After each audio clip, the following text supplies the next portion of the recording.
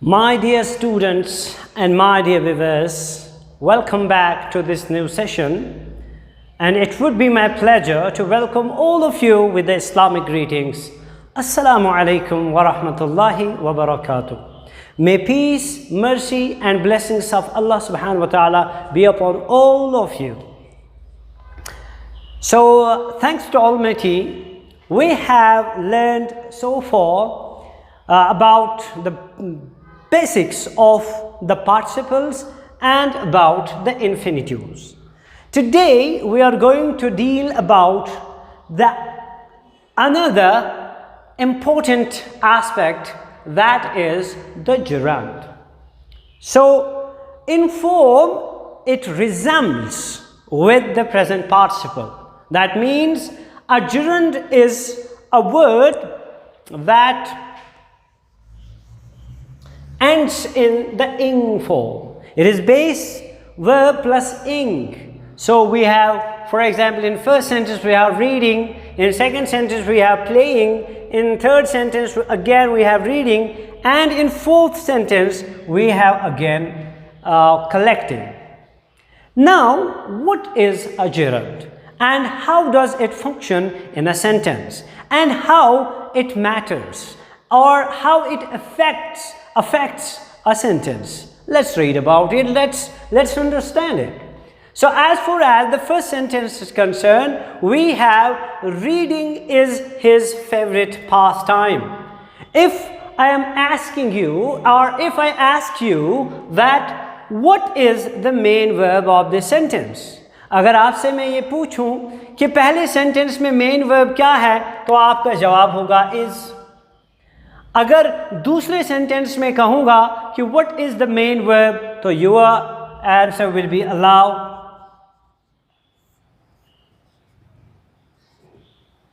अगर मैं तीसरे सेंटेंस के लिए आपसे पूछूं तो आपका जवाब होगा like. Okay, so we have the fourth sentence, he is fond of collecting coins, and we have the main verb fond here. Now let's analyze the first sentence. If we have the verb, we have stative verb is, the subject of this verb is reading.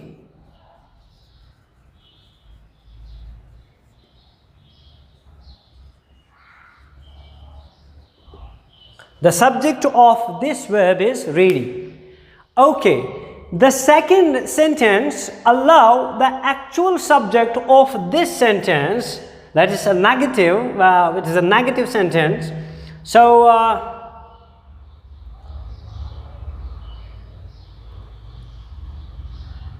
we have playing cards is not allowed here, so the subject is playing.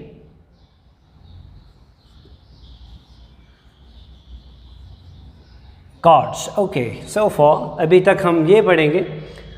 And third sentence, I like reading poetry, and reading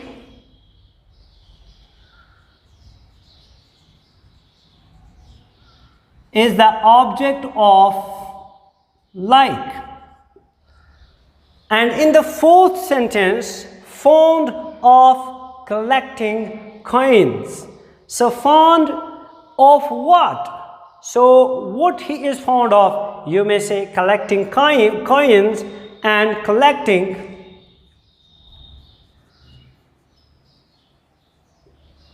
serves as the object of the preposition, and it is a part of prepositional phrase, but also it is the object of fond, collecting coins. Now, अब इनको एक एक करके देखेंगे.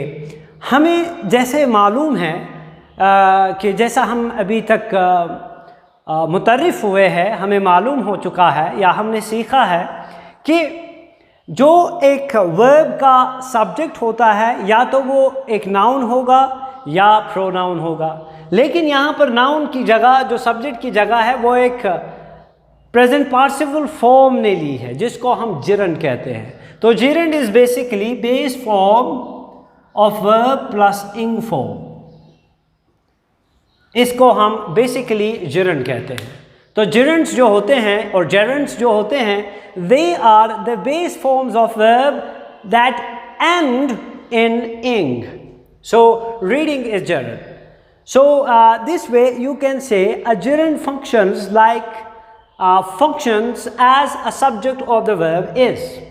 Similarly, in second sentence, playing functions as the subject of allowed, but at the same time it brings its own object, that's cards. And when it brings its own object, cards, therefore we can say it functions like a verb as well. For example, we know a verb has its subject, a verb has its object. So it functions as a noun because it plays as a subject of the verb isn't allowed, or that allowed. But at the same time it brings its own object, that's cards, and bringing of an object is the main feature of a verb generally to say. So therefore we can say that in the second sentence, displaying, that which is gerund, it functions both like a noun and like a verb. Okay, I like reading poetry. In the third sentence we have, हमारे पास जो है like verb है और reading इसका object बनता है. I like reading poetry. So again, एक तो यहाँ पर जो reading है, यहाँ पर जो gerund word है, ये एक तो object है verb का like, and hence it functions as like a noun. Lekin at the same time it has its own object, that is poetry. Therefore in the third sentence as well you can say a gerund has a dual nature. It has a feature of a verb and of a noun as well.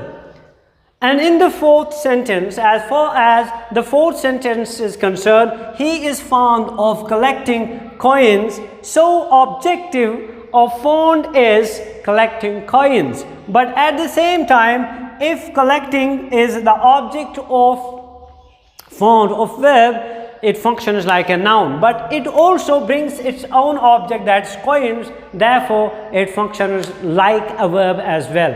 So from all these sentences we can conclude, or we can say, or we can define a gerund, that a gerund is a word that has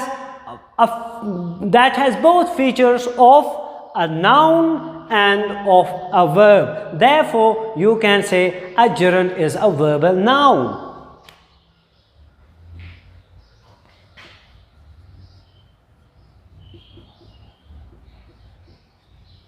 So therefore to say, we can say that a gerund is a verbal noun. A gerund is a word that functions like a noun in a sentence as well as like a verb in a sentence. Therefore we can say a gerund is that form of verb which ends in ing and has the force of a noun and a verb as well. So a gerund is that form of verb that ends in ing and has a force of a noun and a verb as well.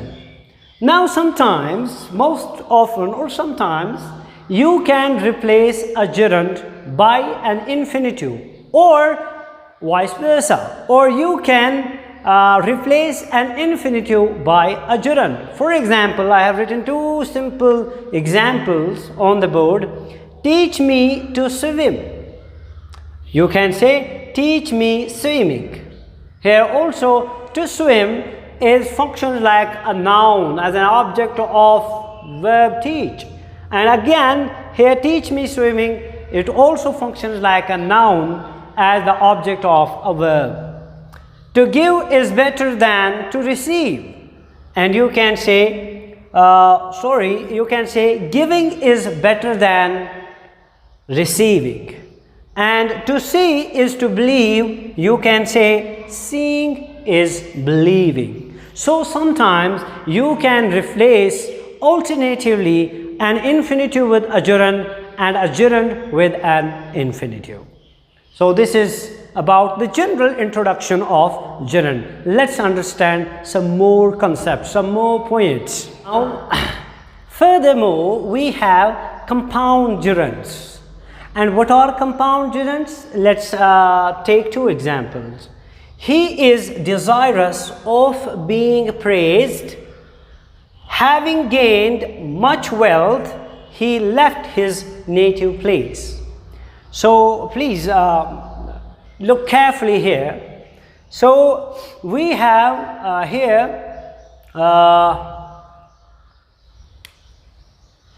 being and having in two sentences. These are gerunds, gerundial forms, and they are followed by the participles. This is a participle. Again, this is